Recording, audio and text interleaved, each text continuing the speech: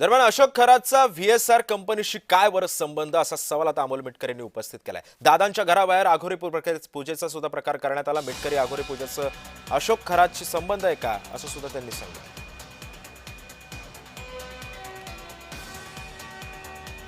त्यामुळे आमदार अमोल मिटकरींनी हा सवाल उपस्थित केलाय। अजित पवारांच्या घराबाहेर जी आघोरी पूजा करण्यात आलेली होती ती सुद्धा याच खरातच्या मुळे करण्यात आली होती का असा सवाल सुद्धा आणि शंका सुद्धा अमोल मिटकरींनी उपस्थित केली।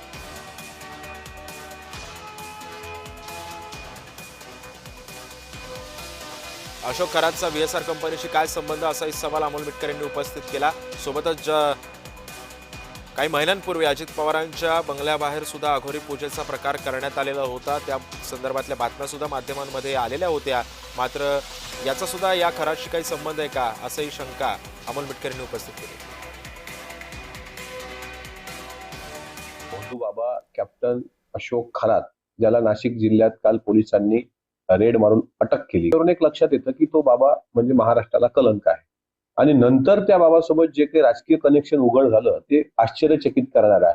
अनेक राजकीय नेत्यांचे फोटो बिटो त्याच्यासोबत दिसत आहेत आणि इतकंच नाही तर ते फोटो मागचे येत असताना व्हीएसआर विमानाच्या समोर सुद्धा बाबाचा एक फोटो दिसतो आणि योगायोग म्हणता येणार नाही याला।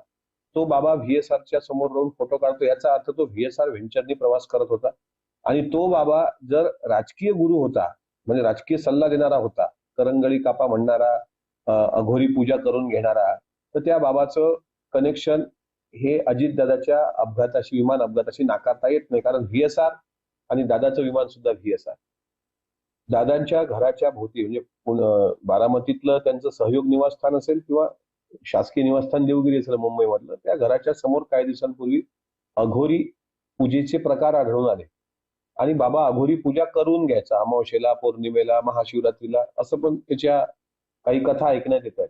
त्यामुळे व्हीएसआरचा कंपनीचा मालक, या बाबाचे भक्त आणि अजितदादाच्या विमानाचा अपघात याचं कनेक्शन आहे का अशी शंका आम्हाला येते।